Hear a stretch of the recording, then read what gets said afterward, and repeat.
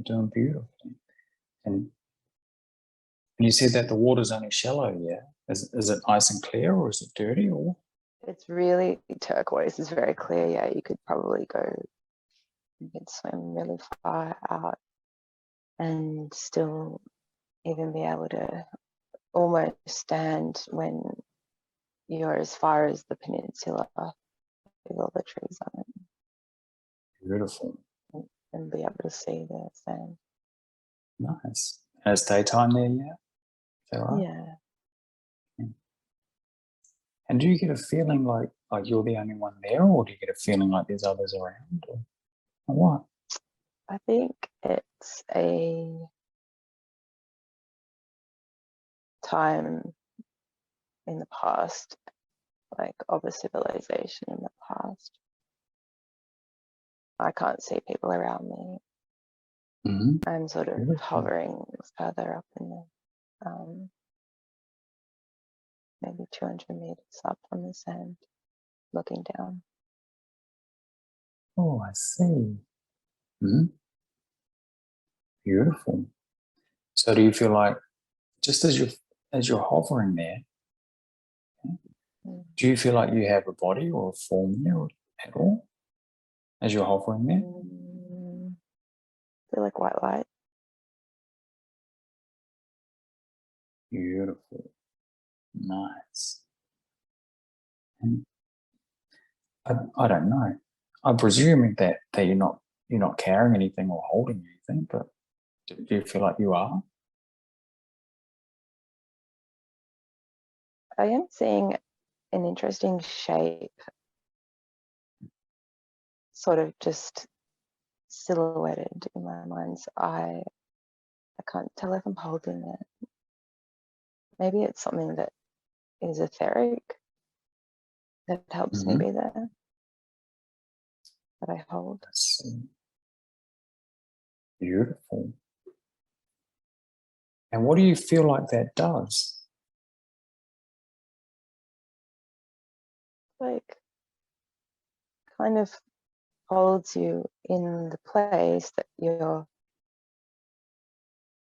intending to check out and inspect,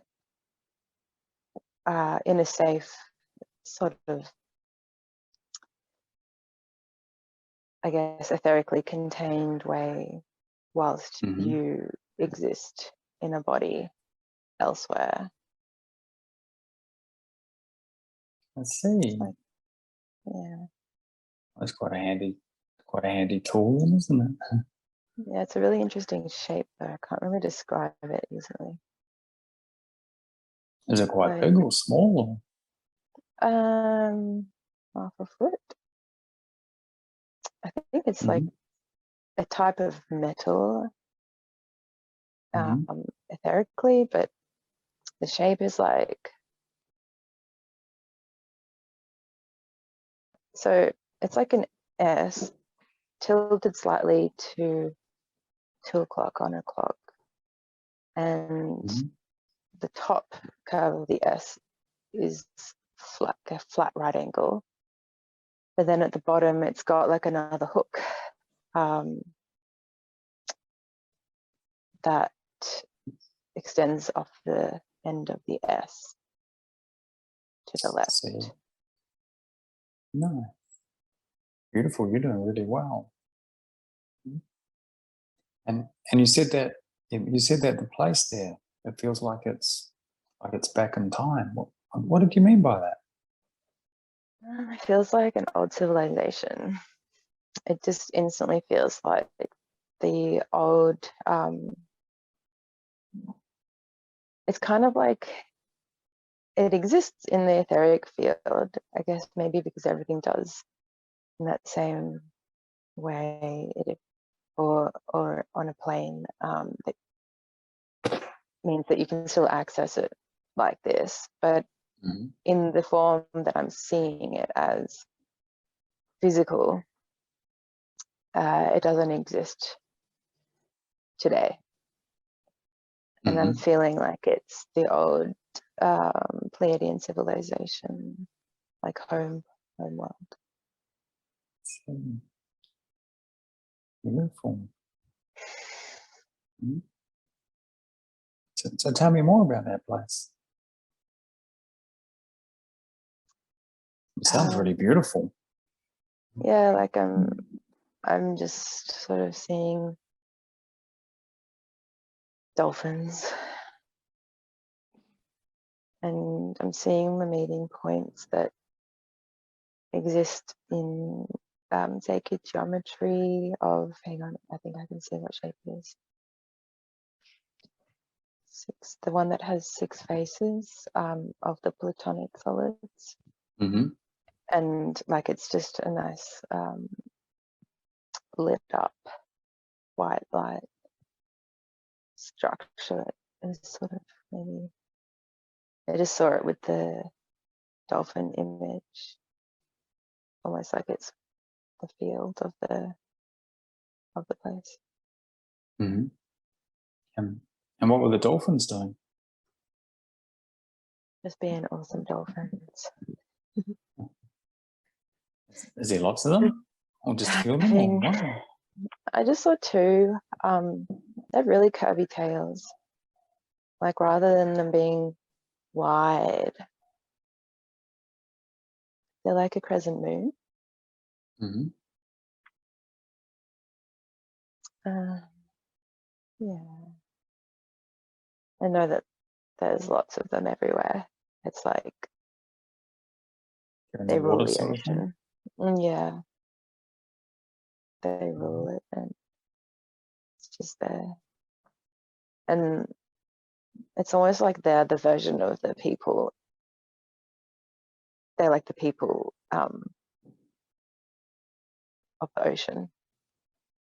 They're all very of the same sort of level of consciousness, and Mm-hmm. their energy is so similar to a Pleiadian energy. Mm-hmm. And tell me, is my there any people? Is there any people that live on the land there? Yep. Tell me about them. Sort of seeing like structures on cliffs. A lot of them are like spherical and sort of jutting out from cliffs. Or at least I'm seeing one that has like a nice sort of ring around it, almost like UFO style, like not an actual UFO shape. Just that really flowy, nice architecture that I think also around the sphere there is that ring, that then there's also something that has a little higher that seems like it's made out of a different type of energy. Maybe it's like a emplaced field for protection, and it represents. And what do they look like?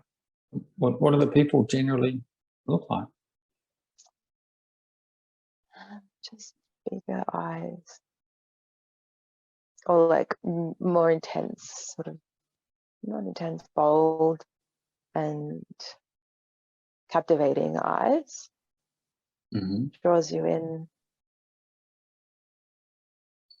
almost like caricature style in the size, but that's more about the way it's just placed on the face. It draws you to the eyes. On this one, it's like their skin is sort of our skin color, maybe just a bit richer, but sandy colored.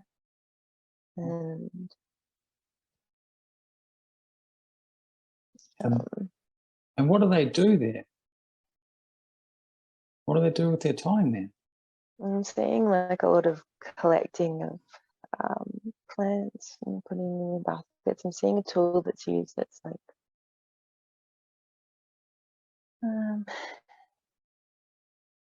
similar to the one that is like the blade that chefs use, that's in a sort of arc shape, a semi-crescent moon, and you roll it on the chopping board. This one's like over a foot, maybe 2 feet, like this big. I don't know how they use it, but I'm seeing, I'm seeing once that's done, these glass domes over little plants on those bases that are circular, and it's like this big, tall. For what's the word? Like propagation, but something else to do with like protecting the plants' heritage and their longevity, and it's like a really spiritual plant. It's not just, they don't just see it as the properties that it can give you, like it is glowing. That's the way that it's seen, because it's, I just keep seeing the geometry and like those the dissecting lines of sacred geometry in everything, and like this plant, its field has that in it, like in the white sort of aura. It's a really cute, really detailed plant. It sounds like they really respect it. Yeah. What do they do with the plant? Plant just sort of teaches them. They interface with it a lot, like it's guidance for them. It's almost like it's a guide in and of itself. They keep it in that area. Yeah. How do they communicate with it? It's sort of in the same way that you can incarnate in a body. The guides incarnate into plants, and so they just communicate like normal telepathy, and it's very harmonious. Like I'm sort of just seeing same way that steam might roll through air, sort of lilting lines. So it's like an energy to the transference person. sort of thing? Yeah, maybe like it's just, I get like, it feels like the visual representation of musical harmony, if that makes sense. Like it's vibration sort of thing. But this picture of it waving into the person, sort of like mist, but it's what they can see in their visual perceptibility, and where that they see the same geometry and everything, and in the plan, and they know which plants in particular are those guide plants. And what are the plants? What do the plants talk to them about? Hold on.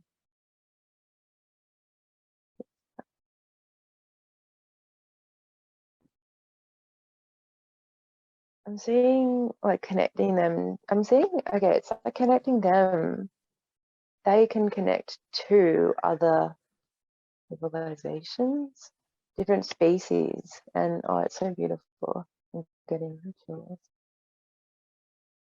So like I'm seeing them connecting to Arcturians through the plant. I see. Yeah. So like maybe like the plant can also be like a conduit for an Arcturian being to either be a guide or for them to just communicate with. It's sort of like the brotherhood, the sisterhood, the federation, just that treaty of beautiful light beings that they don't even see each other as different. They're all like so silly and happy and joking and jovial with each other, and not always, but it's just a very light connection that they have with each other. across the Red Very Sea. happy and joyful. Yeah, really beautiful, peaceful, and not serious. Like there's seriousness in the sense of like wisdom and the level of like guidance that I guess is involved in like higher dimensions, but the jovialness is like the plateau that just exists. It's like a baseline. Yeah, just the general energy of it. And it's just the atmosphere of places that they hang out. The whole I mean, it's actually so strong. Like it's not just light and mild. It's like the planet. I just see it pulsing with that. It's strong. It's a strong energy, but it's a strong energy of a baseline of peace and just chill that they can then access when they do their different work and they have their different sort of goals and missions. They can access the more serious like guidance type of ascended work. And do they guide each other, do they? It's relating when it's relating to mission, like particular imperatives. Those that seriousness is what I mean. Yeah. When it's serious, it's serious. Yeah. It's like serious in the sense that it's respect. Maybe respect is the word. And that's a good word. honoring mission and service. Yeah, service is probably the word here, because service is serious because it's everyone's purpose. What's the purpose? It's all like we're all. It's all just like playing our part and our role in different varying ways of like God's mission and plan. It's just getting closer to love and source. So what's God's mission then?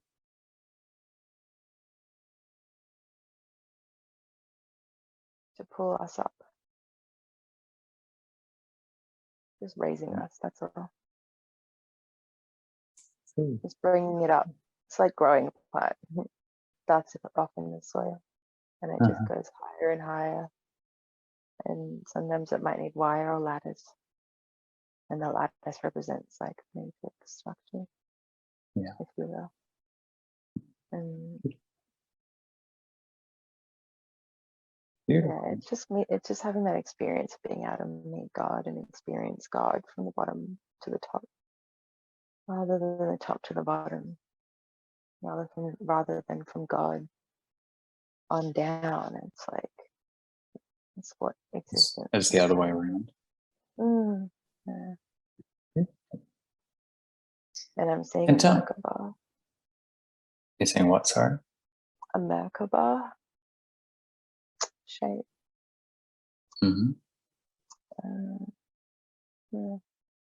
Beautiful. Yes. Well, let's do this. Let's move to an important day. Yeah, on that planet there. So let's move to an important day when something's happening, okay? It's a celebration.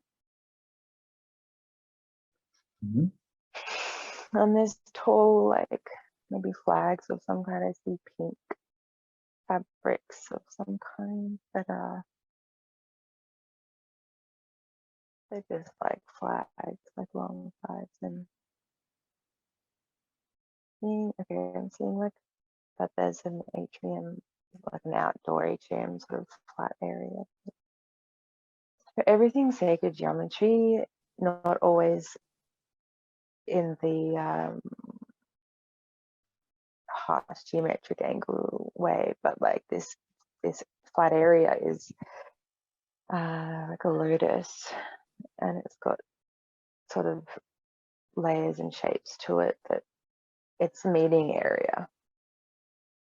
It's a communal area. How do they celebrate? Like just dancing, and there's kids having fun. And I'm seeing like a kind of windsurfing. I'm not trying to work out what the celebration is about. It's like a milestone. Okay, it's a marking of bearing attitudes coming together, and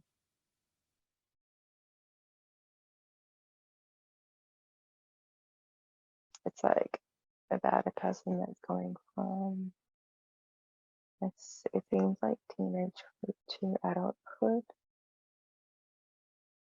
or what looks like their body being representing that age.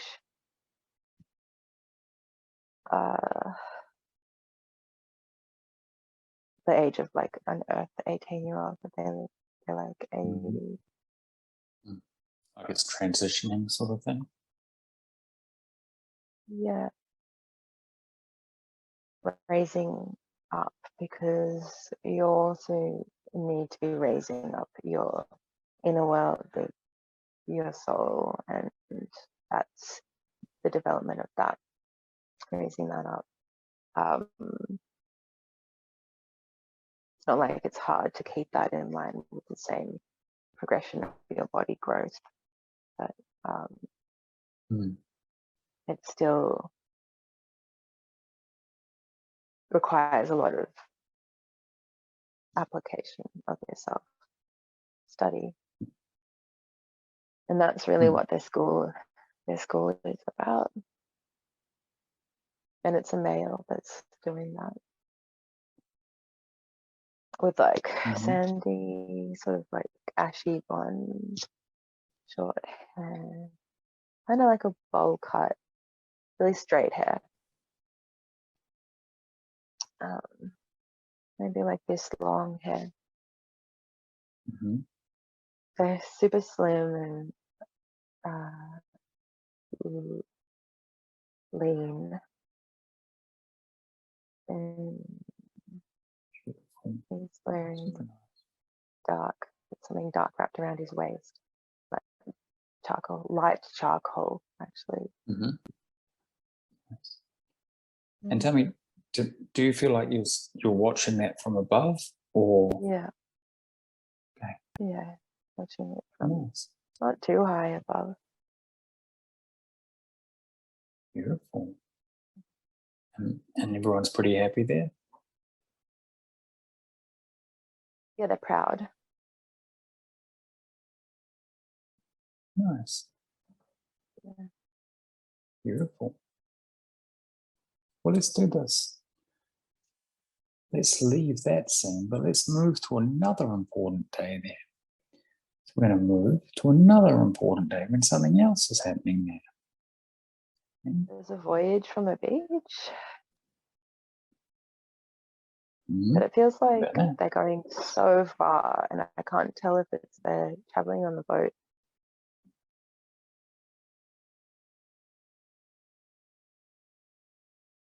It's like what we would see as like the distance within space travel,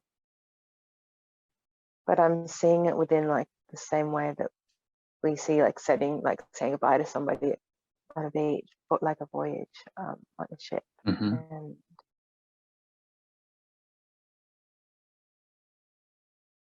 but they're going far away. I don't know if they're leaving the planet or what. Like it's a huge planet. It just feels like they're going so far away. So far. Is it a pretty big ship? It's like 2 men. Oh. It's kind of like I'm sort of getting that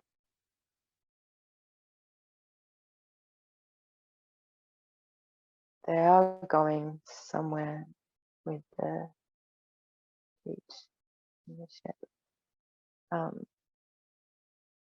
However, they're going somewhere, go deeper and launch off in consciousness, which is where I'm seeing the distance. Like they're leaving their body.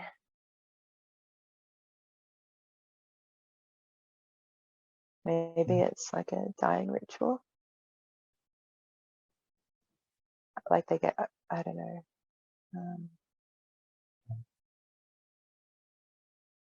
And do you feel like that's their choice to do that?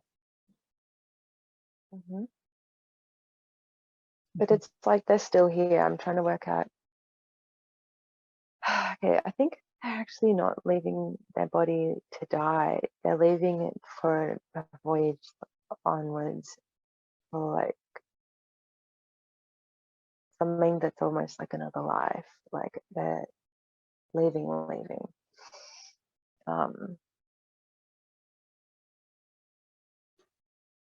But I guess they can come back to their body. That's what it seems like.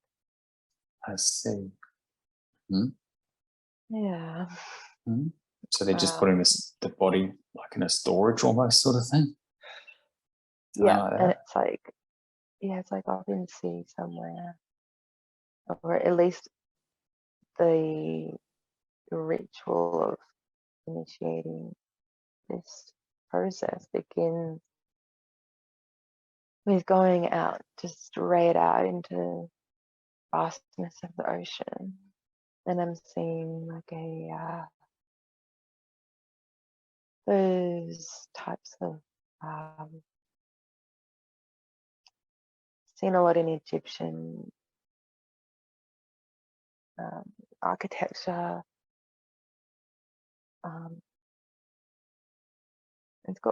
It's like a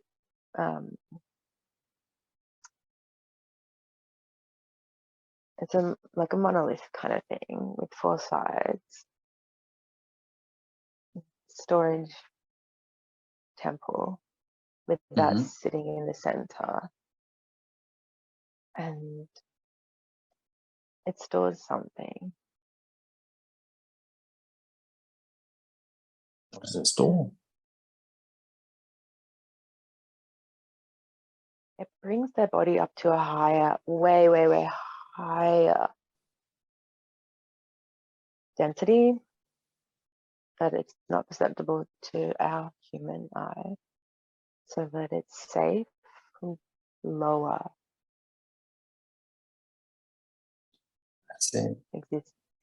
existing kind of energy or beings. But it is their body. So it becomes a light body or lighter body in that area. Just while their consciousness is gone sort of thing? Yeah. Having a different experience? Yeah. So it maintains the body, because I think the body would be not as well preserved if it was in a lower density. Yeah. Like the highest density that it can be on that planet without, you wouldn't live in that density because you can't experience physicality very well there. But you store them there. So why would they leave that planet for then? Why would they do that? So it's like a mission, I guess. Going out, going further, going beyond sort of the next part in their mission, in their purpose. And I'm just trying to see. I just see that there was like a bell that rung out, the vibrations of a bell rippling out and reaching. That being to know that they were a vibrational match for such a journey. And or there was a role and an availability in a particular place that put out a call with a bell that rung out in ripples that can sort of be belled across, and that role exists for that person because they are a match. That the lifetime that they'll live when they're in this role will allow that mission to occur. The body, the country, and like the place and stuff like that. Yeah. Nice. And availability was made. Yeah.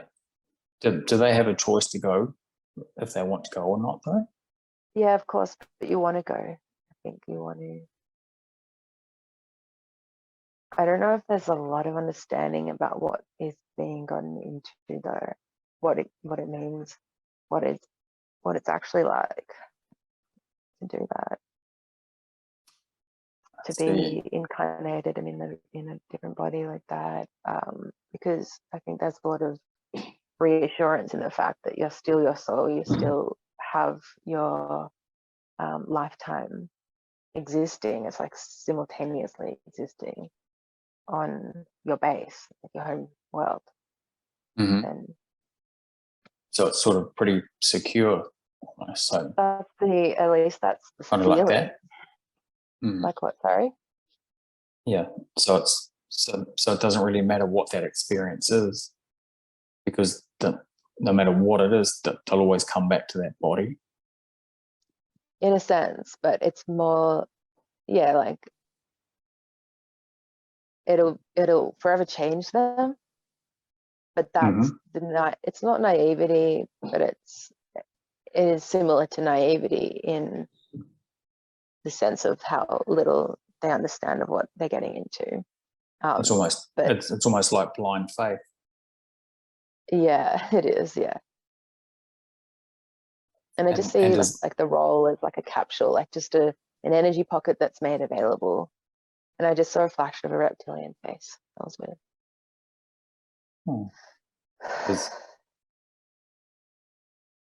Is that what adventures that they're going to have? As a reptilian? Well, the reptilian's really nice and loving. A nice reptilian. Yeah. I can't tell if that's what that's the adventure that they're going to be having. Okay.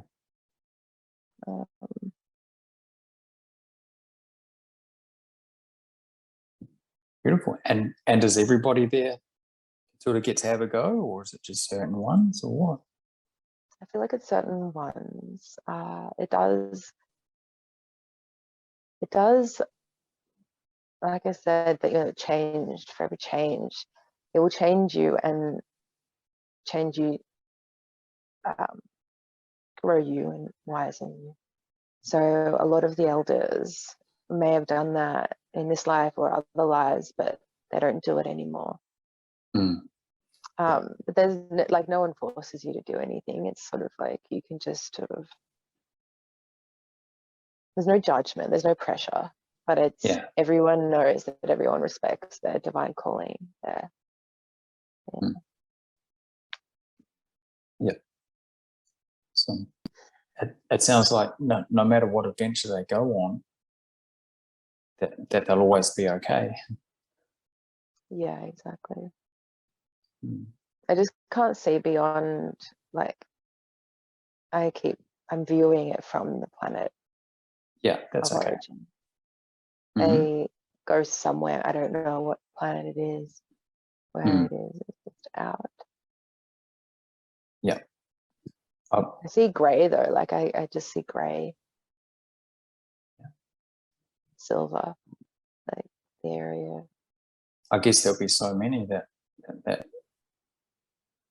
so many different variations of the vibration that the bell will send out. I guess.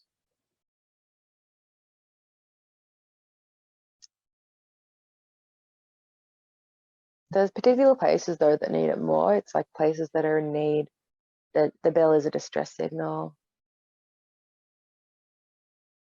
Are they reptilians on that planet that are positive? It's hard to tell. They seem really, this face that I saw was really sweet and kind energy.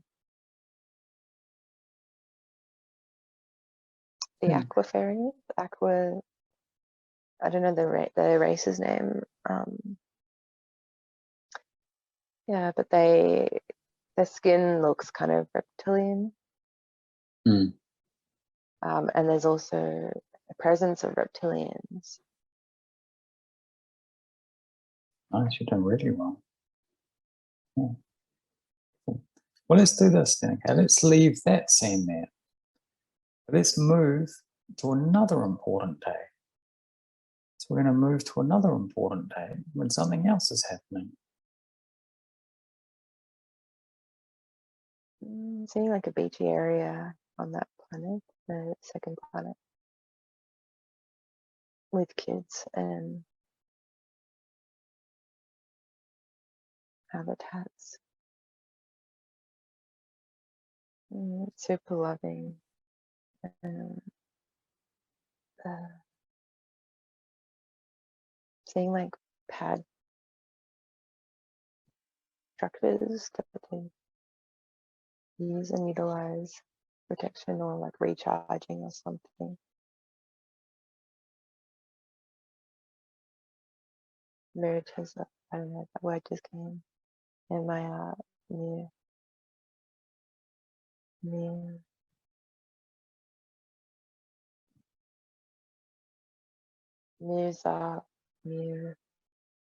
So in my eyes said something.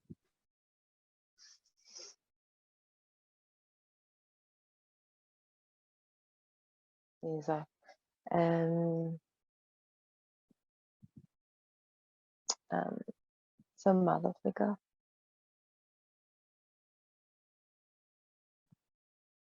Very protective, and she's guarding her children, guarding. And guarding eggs of some kind, or like these circular soccer ball sized things that are opalescent. Just protecting them? Yeah. Like an octopus. So are you still looking down at that? No, it's down on the planet in like in a watery area. It's like a sort of really healthy estuary, or it's not a swamp, but it's okay, it's a healthy swamp ecosystem with lots of reeds. And there's glass structures, glass stones that have circular sort of, they're the parts you can look out through, like 3 giant circles on the outside of the glass dome or type of dome. I don't know if it's glass, but I keep seeing like sort of reptile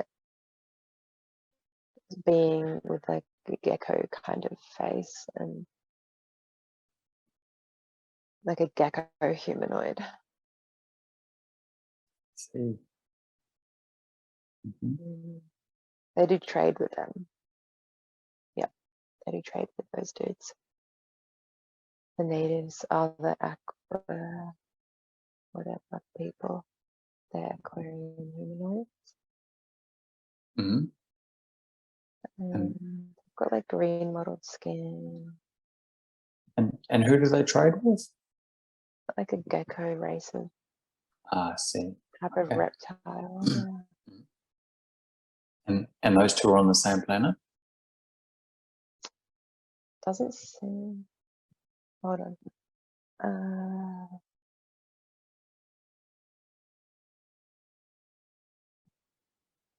They've taken a space that's not originally theirs, the gecko people. So it was originally just the planet. Maybe there's a small colony that's been initiated, like an invasion of the reptiloid beings. Further away from the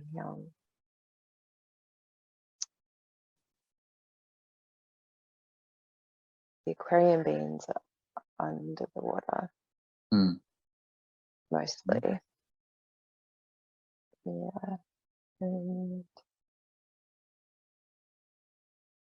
that's safe So for them, obviously, because they can't be reached, but they still have to. They're sort of forced into trade.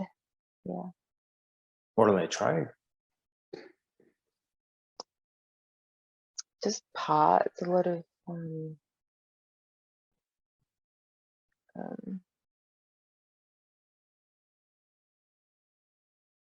mechanical, technological parts for being able to live in climates like this, but being able to live underwater. It's not so much trade as it is stealing.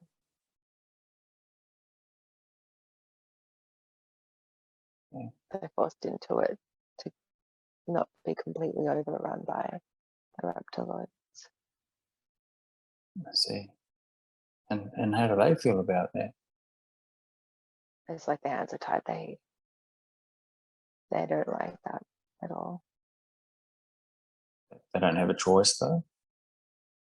It's not safe for them at this stage to be combative, or not combative, but super defensive of themselves, and they would normally be able to be up above the water almost as much as they are underwater and feel safe, because they can do both. Yeah. They do prefer being underwater, but now they're being underwater because it's their protection. They're forced to, sort of thing. Yeah. Why are the other ones doing that? Because they're told to. It's all I'm getting. They just sort of have to. They're in a strict regime where even if, okay, so there is that positive gecko reptiloid that I'm seeing, and it's like they don't actually want to be doing this. This particular gecko is making truces and being really friendly with. He's being friendly with the. He's being friendly with the aquarium people. Yeah. It sounds like his hands are tied, sort of thing as well. Yeah, he wants to make them realize at least that there's some positive beings, and yeah, his hands are tied to that he's pissed off to about what he has to do. Yeah. He doesn't want to be doing that, and he really cares. Like, he cares so much about this particular family of aquarium people and the kids. He's got some compassion about them. Yeah, a lot actually. Mm-hmm. He's not usual. Mm. So who's telling them that they have to do that? Just higher ups. I just see like it almost like barked out from something on a throne kind of deal. Orders like barked out. Someone that doesn't have any empathy whatsoever, and their sole purpose is just conquest. Take, steal. Do you feel like it's just one on that throne, or do you feel like it's a group of them, or lots of them, or I see one heading that, Mm-hmm. They're like, And that's his they're really mission ugly. to. They don't look like a gecko either. Mm. They're more straight up scary face, reptiloid face. Mm-hmm. And sorry, not even reptiloid, fully reptilian. Mm-hmm. Yeah. So why are they doing that? Which ones? The full on, the one on the throne. He can't help but to need it. It's like, I guess, the way that that's the only structure to their society. This person inherited that position, and there was no question as to, you know, what to do or not to do, or if there's a different way. Mm-hmm. That Does he is know their, any? that is their Does society. he know any different? No. But almost like if there was other things shown to them even at a younger age, they might not have even cared, because they're angry. Yeah. Just, they want to harm. I just heard that. They want to harm and maim. Why do they want to do that? It makes them feel good. Okay. They like bounty. That is success to them. They can't separate themselves from that. Mm-hmm. In that part of their society. Okay. But they don't know any different. No. Okay. They enjoy it. Mm. They're committed to it. Yeah. Mm-hmm. And have they been doing that for a long time? Millennia.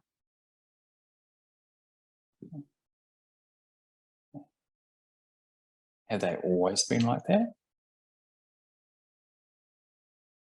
I kind of like see them, it's like getting spat out of the cosmic web at the beginning of their, Mm-hmm. their race's lineage. Yeah. And it's kind of like, just like spat out like a dice rolling on a table. But that energy of just continually going with their destructive energy, it's like a spanner being thrown into the works. It's like pop. They can't, it's like actually they came out of the place. Did they come through different from somewhere else? Like not this universe. I keep hearing the word matriarch. Like there's a matriarch elsewhere in a different universe. In a different universe somewhere? Yeah. Okay. And this, what do you call it? The entirety of the reptoid species in this universe is super alone, cut off from that. Or at least they're a whole new branch. They've just sort of been spat out to spread their kind of evil tentacles. And Yeah. Just keep going. Okay. Can they go back? Can they get back to that other universe? Yeah, but only like certain ones can. Like 2%, maybe not even, of the population get to do stuff like that. They just, only even a handful of them, several.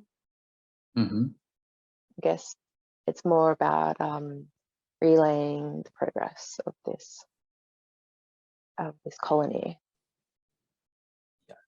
this entire universal colony. Mm-hmm. Okay. And his whole purpose is just to conquer.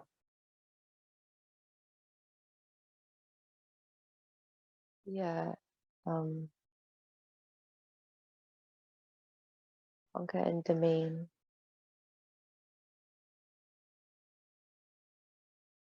I'm seeing a bit more of the other universe where they're from, and it's like, Yeah. Tell me about that.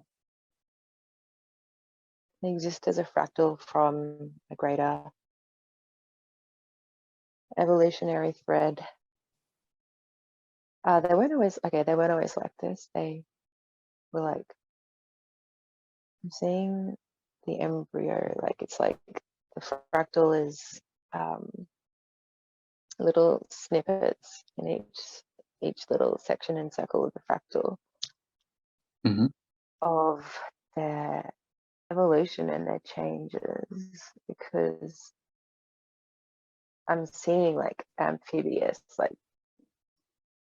yeah, froggy kind of axolotl origins in, yeah, thread is just sort of branched out further and further into various different little parts and pieces. And one of the outcomes of that was this like monstrosity of an empire of reptilians.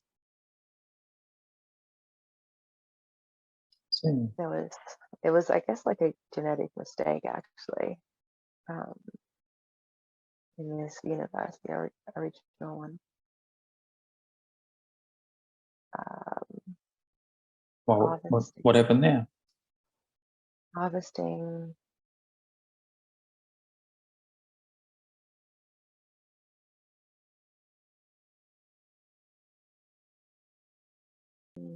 that there was like creator races in labs, kind of populating universes, and this particular universe. This was an unforeseen evolutionary mistake, but it started with the tiniest, absolutely tiniest of discrepancies, DNA discrepancies within like more amphibious species, possibly because of too much genetic interference creating like, it just sort of is like, no, it can't go any further, and then it only can go in on itself and mutate and become worse. And a genetic mutation that stops them ascending keeps them like stuck in a lower vibration that is like so dense with, it's like their anger actually comes from not being able to ascend. Like if they can't go up from the lower realm just gets more and more pressure made in it. It gets it gets wider, it gets like built up and angry, you know? It churns and expands, sort of thing. Yeah. Because it's got nowhere, it sounds like it's got nowhere else to go. Yeah, it's like cancer. It's like it metastasizes. Yeah. So in a way, I feel sorry for them because they didn't choose that, and these bodies need to be inhabited. Is there a solution for that? It's fixed in that universe, but not in this. I see. Okay. Yeah. So let's go to that universe then. Let's see what the universe. solution is there. Some kind of a cut. They had to cut them off.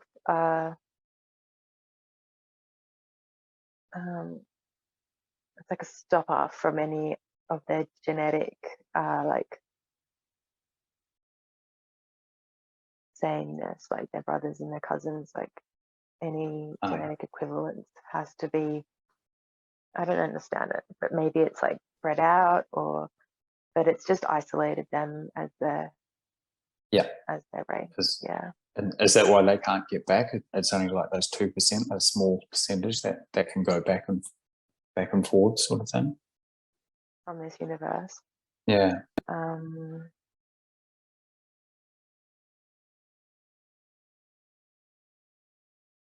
So it's fixed in the sense that, okay, yeah, like they're isolated. They've isolated them. They can't. Yeah, they can't harm anything in that universe. Somehow they've got a bubble around them. And it's just them, really, and I think that must be why they wanted to come to a different universe. They worked out a way to come to this one. Yeah. Wasn't the intention. They weren't meant to be able to access that. I don't think they're even smart enough to be able to work out a solution to access a portal to this dimension. I think it came from some other race.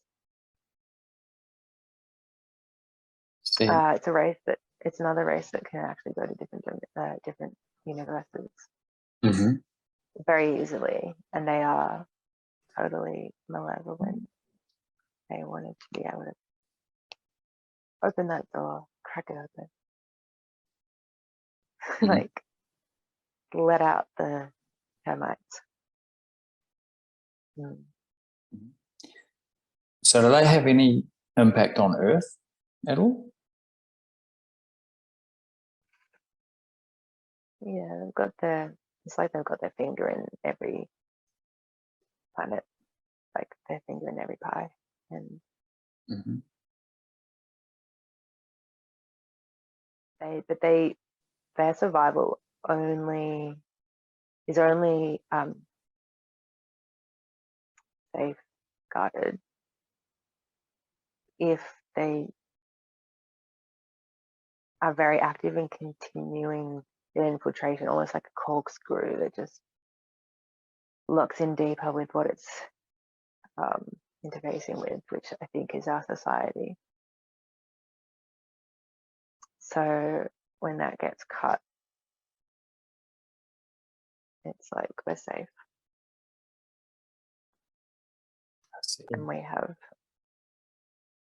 we have on Earth always been safe in the ability to just give them the flick if we wanted to, or if the protectors of Earth knew that it was getting too intense, too much, the scales being tipped in such a way, negatively favored such a way that the beings who have come to Earth can't grow, that they're capped in their ability to grow with the amount of domination. Yeah. If they get out of hand, sort of thing. Yeah. There's too many of them. Their empire's too big, too strong. And it's been neutralized. The threat has been neutralized. They're still here, but they can't do their thing where they just keep burrowing and spreading their tentacles deeper. Like it's almost like fractals of them, the way that they have to access every part of society and just keep going with it. That's neutralized. It's like cauterized kind of thing, and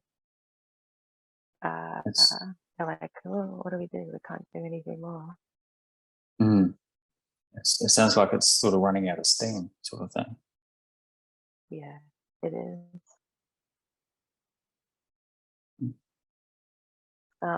They don't even they know that there's no point even continuing to try, I think, or at least fight. Mm. They know that that's futile. Mm.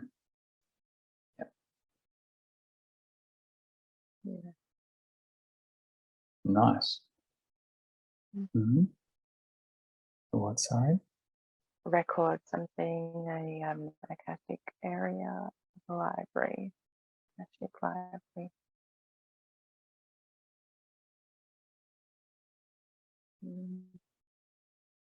Books are made of silver light. Mm-hmm. Beautiful.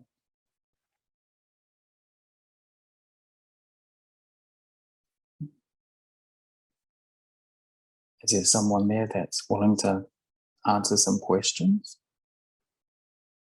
Yes, I'm here. Beautiful. Thank you. Now, I know that you could have shown Becca basically anything today. Okay? And that was fascinating. All those scenes, right from Pleiades to what's happening now. They were absolutely fascinating. But can I ask you, because I know that you could have shown her anything, why did you show her those scenes today?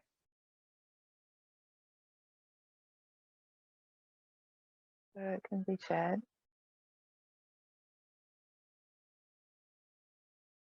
Other people need to hear about that. Let's see. So it's more sort of, it's more for other people as well as her? Yeah. Yes. Well, why is it important for other people to hear as well?